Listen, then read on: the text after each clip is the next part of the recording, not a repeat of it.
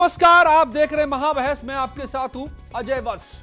तो 2022 में फिर एक बार बीजेपी 300 के पार, लेकिन सामने खड़ा विपक्ष कितना दमदार।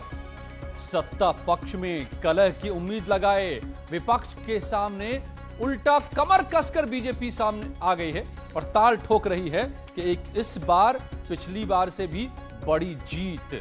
लेकिन विपक्ष भी खामोश नहीं है।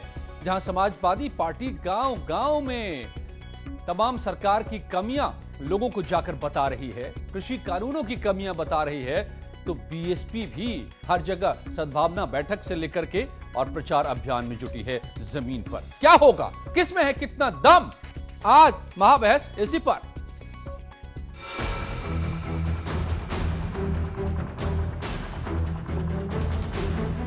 विधानसभा चुनाव के लिए बीजेपी का 300 प्लस का दावा।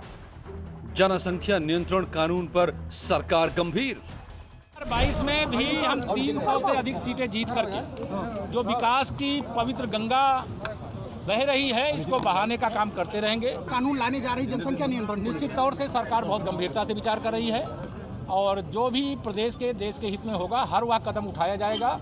न तुष्टीकरण की राजनीति होगी, न किसी से कोई भेदभाव होगा। सांसद अफजाल अंसारी बोले, बीजेपी को मिलेंगी 100 से कम सीटें। आपकी नैया पार होने वाली नहीं है। उत्तर प्रदेश में नाव डूब जाएगी। 100 से नीचे सीटें आएंगी और बहुत नीचे सीटें आएंगी। रोज ग्राफ गिर रहा। विपक्ष का आरोप, जिला पंचायत चुनाव में सरकारी मशीनरी का होगा दुरुपयोग। अब जो चुनाव लड़ा जा रहा है वो भारतीय जनता पार्टी नहीं लड़ रही है। उस जिले के डिस्ट्रिक्ट मजिस्ट्रेट चुनाव लड़ रहे हैं, उस जिले के पुलिस कप्तान लड़ रहे हैं। जिला पंचायत सदस्य हर जिले में भारतीय जनता पार्टी के कम है, फिर भी भारतीय जनता पार्टी जिला पंचायत अध्यक्ष जीतने का दावा कर रही है। इसके मतलब वो मशीनरी का दुरुपयोग करना चाहती है। सरकार ने विपक्ष के आरोपों को बताया सफेद झूठ। जिला पंचायत अध्यक्ष का चुनाव होगा, जिसकी सीटें अधिक होंगी वो ज्यादा जीता है। ब्लॉक प्रमुखी के चुनाव होंगे, जिसके ज्यादा ब्लॉक प्रमुख बनेंगे वो ज्यादा सीटें जीता होगा। ये झूठ बोल रहे हैं विरोधी मिलकर के, उनके पास हमारे खिलाफ कोई मुद्दा नहीं। सीएम योगी के चेहरे पर होगा योगी विधानसभा 2022 का दंगल। अभी जो फेस है माननीय मुख्यमंत्री योगी आदित्यनाथ जी के नेतृत्व में हम चुनाव 2022 का लड़ेंगे। जिला पंचायत चुनाव झांकी है, विधानसभा चुनाव अभी बाकी है।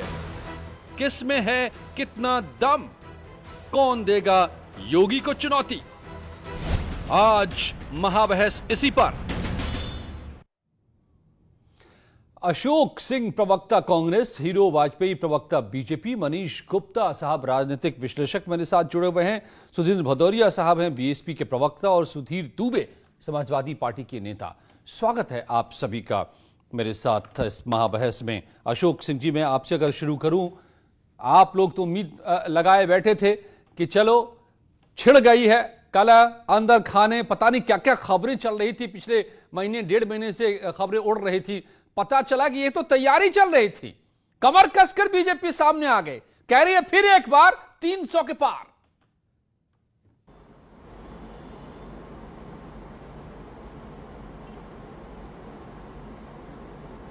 नहीं, आवाज अशोक जी आपकी मुझ तक नहीं आ रही है। जी बताइए।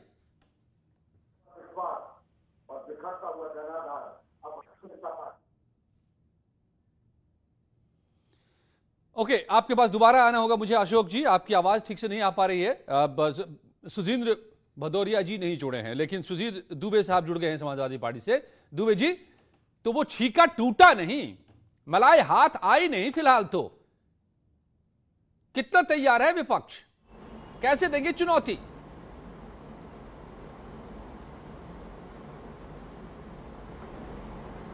अजय जी, आज उत्तर प्रदेश के अंदर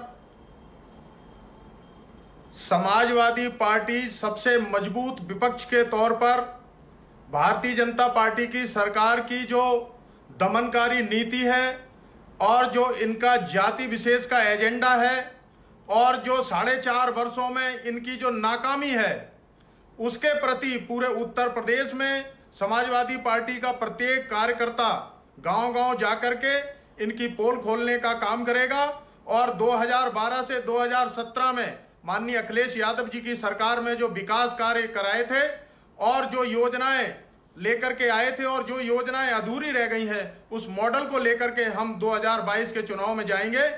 और निश्चित रूप से भारतीय जनता पार्टी की अब जमीन उत्तर प्रदेश में खिसक चुकी है। अब इनके पास कोई जनाधार बचा नहीं है।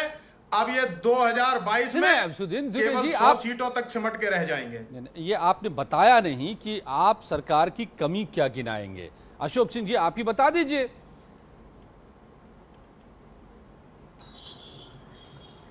अजय जी, खोता हुआ जनाधार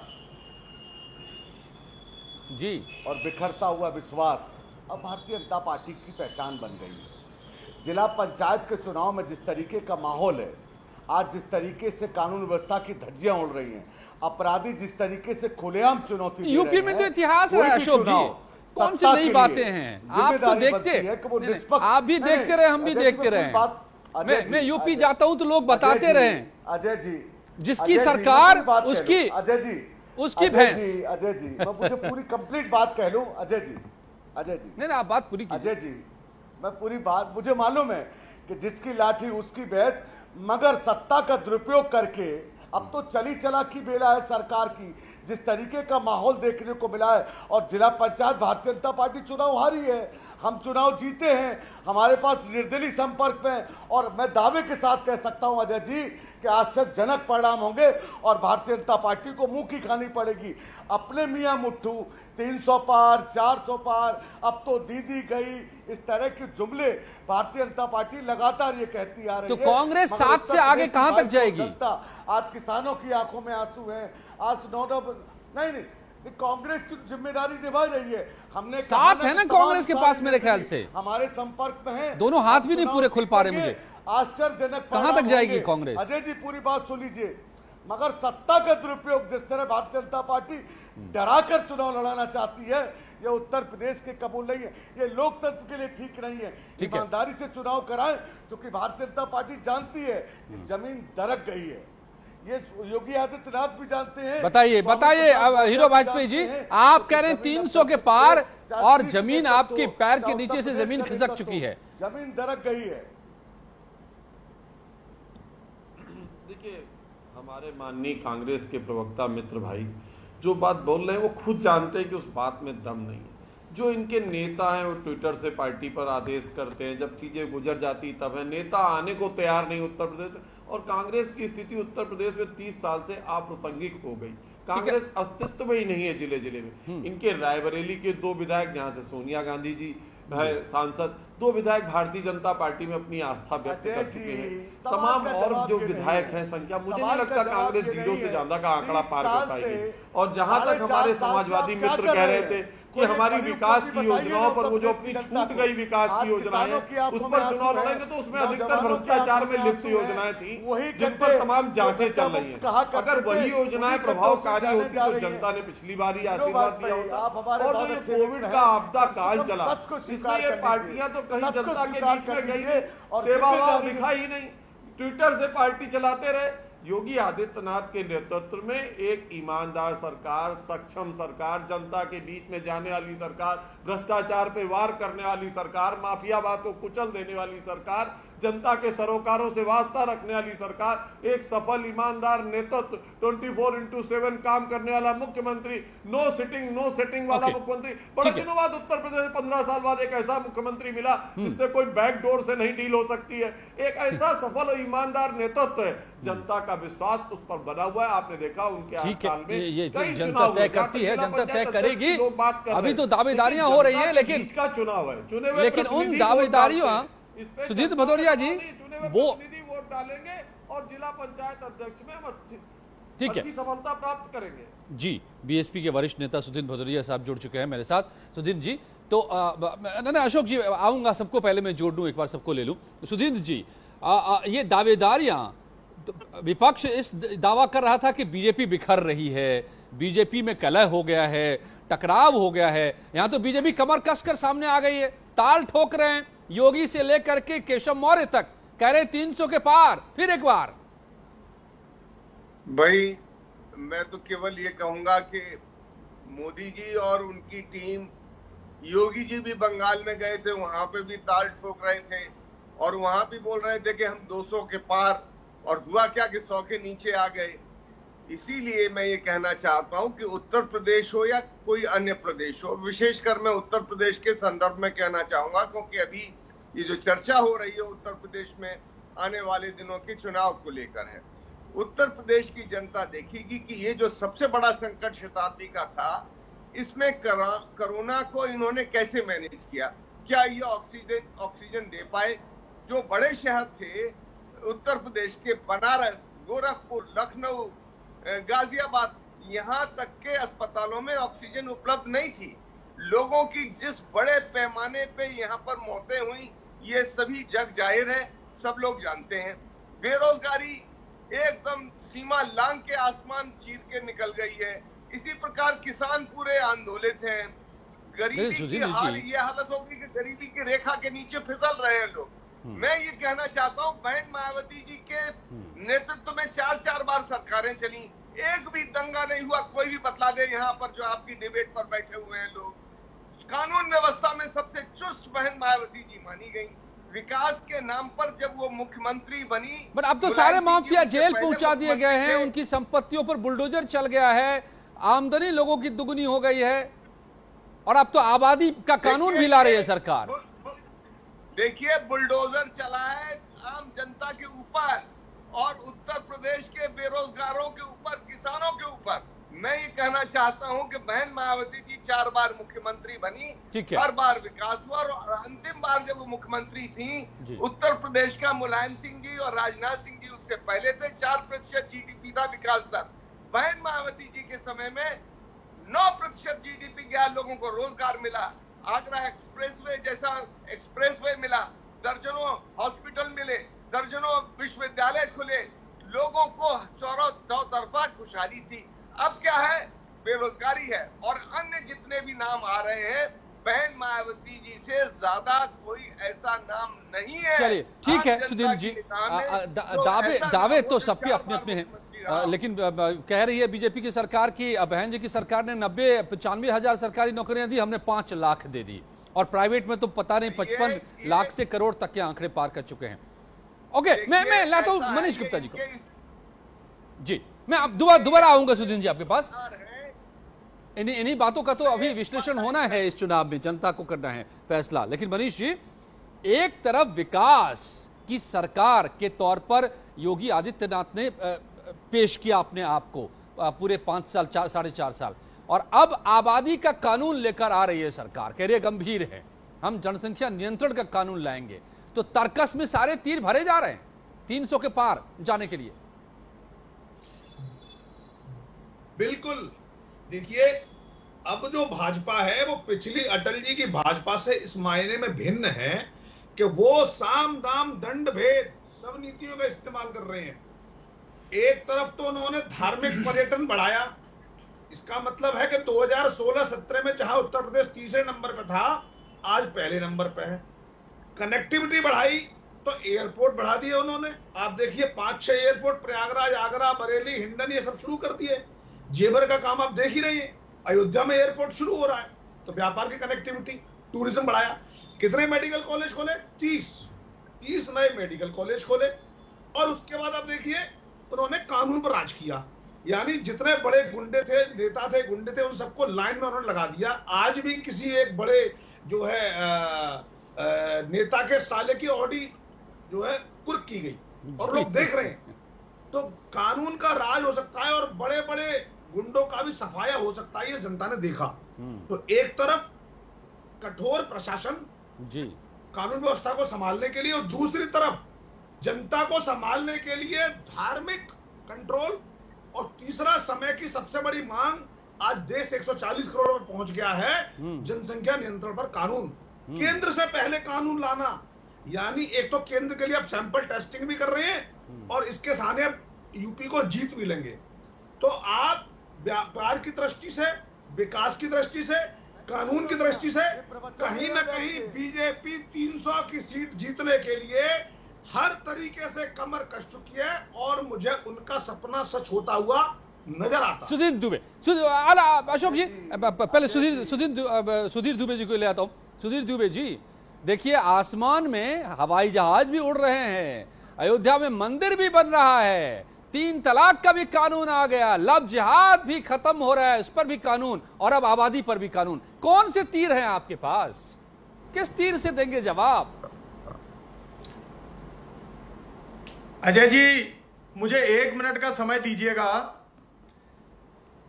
जिस तरह से भारतीय जनता पार्टी के प्रवक्ता ने अभी जो बात कही है, मैं उनसे केवल इतना याद दिलाना चाहता हूं कि 2017 में जब आप चुनाव के मैदान में आए थे और जब आपने घोषणा पत्र जारी किया था, उसका नाम दिया था संकल्प पत्र, तो मैं आपसे यह जानना चाहता हूं कि 2017 के चुनाव के बाद क्या आपने उस संकल्प पत्र को कभी पलट के देखा है? नहीं, वही तो बात हो रही थी। उत्तर प्रदेश की जनता से जो वायदे किए थे, ये तो मनीष गुप्ता जी ने सारे वायदों को आप कहां तक पूरा कर पाए हैं?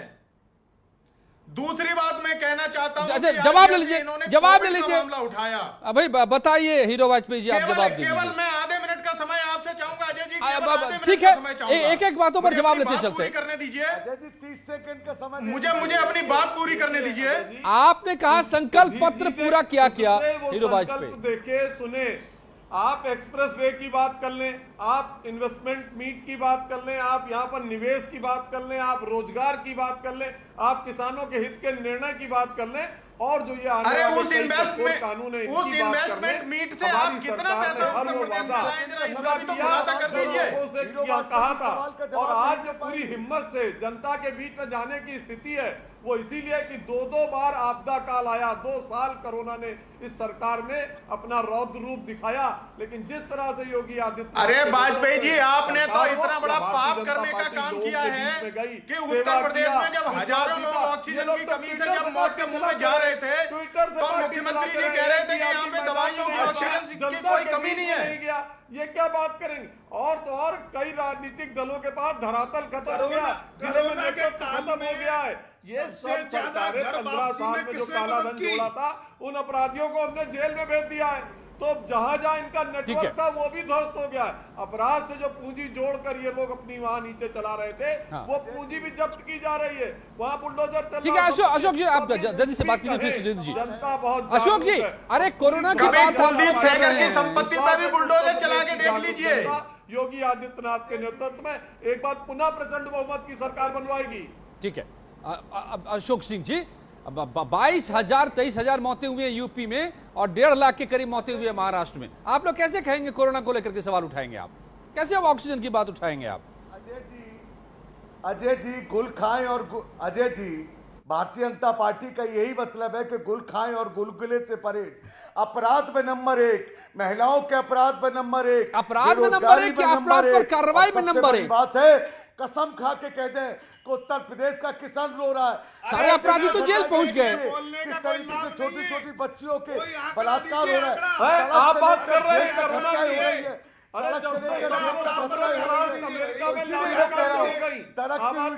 कुछ कम खोता हुआ, और हमारी तो 1/10 भी नहीं है उत्तर प्रदेश में। उत्तर प्रदेश के बॉर्डर को सारी संस्थाएं, चारी की वर्ल्ड हेल्थ ऑर्गेनाइजेशन हो, यूनिसेफ हो, वाजपेयी जी बता दीजिए, WHO हो, कैसे हो रही है? किसी ने भी ऐसा नहीं कहा। तमाम उत्तर प्रदेश हो, महाराष्ट्र हाईवे हो, मुख्यमंत्री ने खुद मॉनिटरिंग किया उत्तर प्रदेश मॉडल का। किसानों की 300 उत्तर प्रदेश में आप लोग कितना चिढ़ते क्यों है? अपना प्रदेश को इतना पिछड़ा क्यों दिखाना चाहते हैं? हीरो वाजपेयी आपके उत्तर प्रदेश ने देश में सबसे अच्छा काम किया कोरोना। सुधीर भदौरिया जी, नहीं सुधीर भदौरिया जी, ओके अच्छा ठीक है ओके सुधीर भदौरिया जी, लेकिन प्रदेश को क्यों पिछड़ा बताने में तुले हुए हैं? ठीक है सुधीर भदौरिया जी, क्या ये सच नहीं है कि सारे माफिया अब सलाखों के पीछे पहुंचाए गए? पहली बार बहुत सालों बाद यूपी की जनता ने देखा है कि मुनादी कर करके कुर्की की जा रही है। क्या यह सच नहीं है कि आबादी पर लगाम लगनी चाहिए? चुनाव में तो इन मुद्दों पर जवाब देना होगा।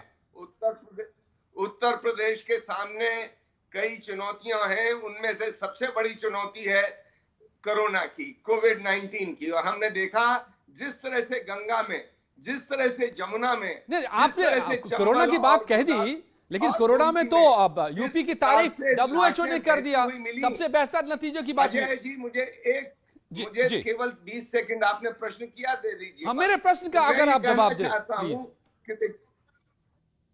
भाई अगर इनको बुलवाना है इन्हीं को बुलाइए, अगर मेरे से प्रश्न किया मैं उत्तर देना चाहता हूं, अगर इनको आप ही की आवाज जा रही है सुधीर जी, सिर्फ आपकी आवाज, सुधीर जी सिर्फ आपकी आवाज जा रही है और किसी की आवाज ऑन एयर नहीं जा रही है। आप लेकिन मेरे सवाल का जवाब दीजिए कि माफिया जेल के भीतर, मैं ये कह रहा हूं कि देखिए जिस प्रकार से नदियों में लाशें बहीं, जिस तरह से हमने शमशान घाटों पे देखा, कब्रिस्तानों में देखा, जगह नहीं थी, तो कहने का अभिप्राय ये है कि उत्तर प्रदेश में ये जो कोरोना का काल है इसने विकराल रूप से बेरोजगारी पैदा की, किसानों में बदहाली पैदा की, इन्होंने इन सब चुनौतियों में ये फेल रहे। ठीक है, और फिर इस पर जवाब देंगे हीरो वाजपेयी साहब, जवाब देंगे। हाथरस में दलितों की हत्या हुई, हाथरस में दलित बच्ची की हत्या हुई, गोंडा में दलित बच्ची की हत्या हुई। लेकिन सुधीर जी आपके नेता ये आप ही के विधायक है ना, मुख्तार अंसारी, मुख्तार अंसारी साहब आप ही के विधायक है। और अमेरिका की आबादी का तुलना कर लीजिए, वो इतना शक्तिशाली राष्ट्र, इतना समृद्ध राष्ट्र, उसकी तुलना में उत्तर प्रदेश से कर लीजिए, अनुपात देख लीजिए, तमाम चीजों का जनसंख्या के आंकड़े देख लीजिए और उसके आप सुविधाएं देख लीजिए जो 70 साल की सरकारों ने की थी, उस सुविधाओं को हमने कहां पहुंचा दिया, सेवा करी हमने। ना आपकी पार्टी निकली, ना सपा निकली, ना कांग्रेस जनता के बीच में निकली। खाली आप स्तुति गान बहन मायावती का करते रहेंगे, उससे बसपा आप नहीं चल पाएगी। केवल अपने मुखिया का गुणगान करने से पार्टी नहीं चल पाएगी, जनता के बीच में जाना पड़ेगा, सेवा करनी पड़ेगी। केवल आपदा आपदा चिल्लाने से काम नहीं चलने वाला सुधीर जी। दिल्ली बैठ के आप उत्तर प्रदेश को नहीं जान पाएंगे। डूब चुकी है अखिलेश जी की नैया, जो बोल रहे हैं भाई, आप सच को मानिए। देखिए आपकी नैया डूब चुकी है, ये तो बताइए कि नैया देखने कौन गया? अरे ट्विटर पे बैठ के आप जनता को थोड़ा देख सकते हैं, ट्विटर पे आपका नेतृत्व करने के लिए तैयार नहीं। कहाँ गई बहन मायावती, कहाँ गए अखिलेश यादव, कहाँ गई प्रियंका गांधी वाड्रा?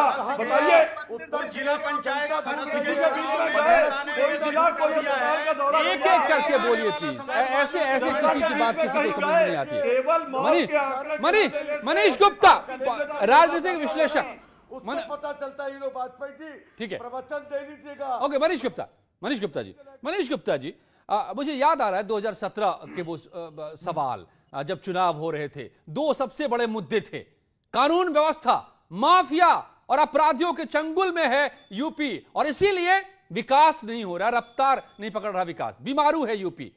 क्या इन दोनों क्षेत्रों में काम हो पाए? क्या हिसाब तो इसी का हो रहा है इस बार?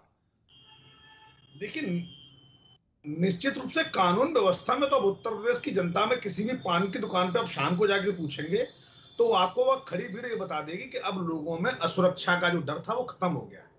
जो बड़े बड़े ऑर्गेनाइज्ड उग्र थे, गुंडे, और जिनके संरक्षण में सैकड़ों लोग पलते थे, बिना नाम लिए बता दूं, उन सब में भय का माहौल है। कई तो पकड़ लिए और कई पनाह मांग रहे हैं, कैसे हम जेल में ही रहे, मैं जेल से बाहर ना निकलूं, मैं यूपी की जेल में ना पहुंच जाऊं। ऐसा डर जब बड़े बड़े गुंडों के दिल में पहुंच जाता है ना, तो पता लगता है कि देश की और प्रदेश की कानून व्यवस्था कैसी है। आप इसी से अंदाजा लगाइए।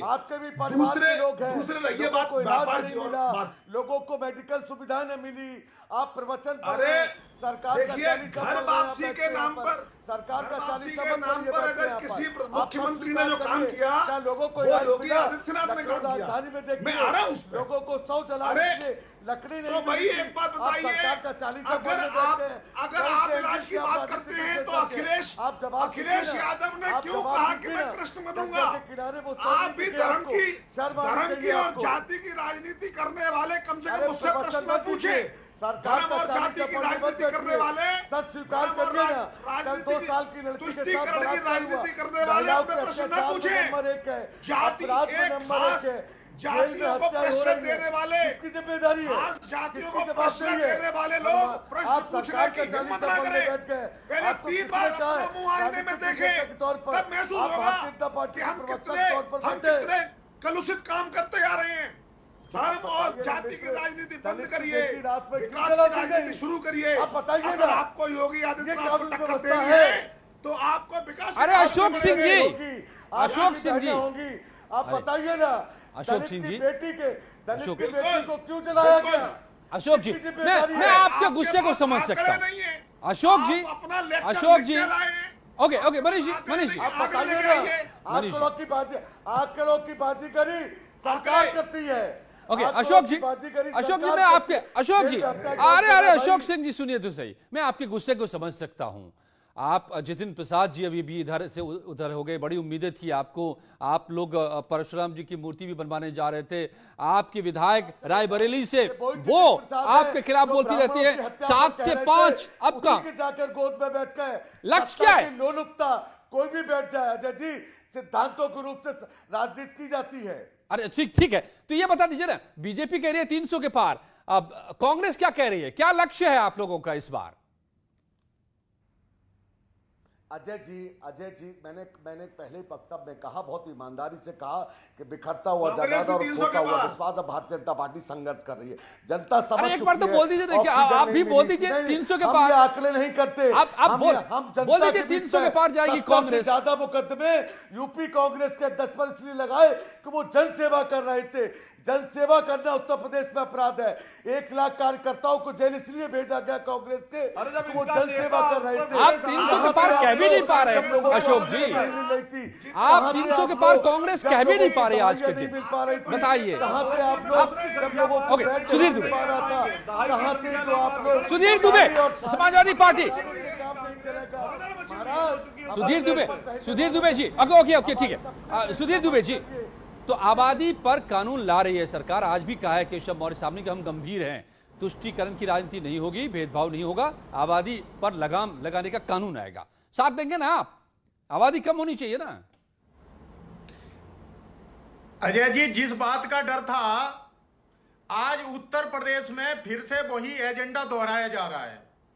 मुझे मालूम था कि इनके पास कोई भी विकास की योजना नहीं है, चुनाव में इन जाने तो का आपको डर क्यों लग रहा है आबादी के कानून से? फिर से ये उत्तर प्रदेश, आपको आबादी के कानून से डर लग रहा है क्या? उत्तर प्रदेश की राजनीति को ये फिर उसी रास्ते पर ले आए और सिर्फ वोटों के ध्रुवीकरण। समाजवादी पार्टी को डर लग रहा है आबादी के कानून से। अगर इनको जनसंख्या नियंत्रण का कानून लाना था, 4.5 वर्षों से ये जनसंख्या नियंत्रण का कानून नहीं लाए, और आज चुनाव का जब समय आ गया है तो आपको डर लग रहा है। उत्तर प्रदेश की राजनीति आपको डर लग रहा है, सांप्रदायिकता का रंग देना। भदौरिया जी, बीएसपी को भी तो डर नहीं लग रहा है?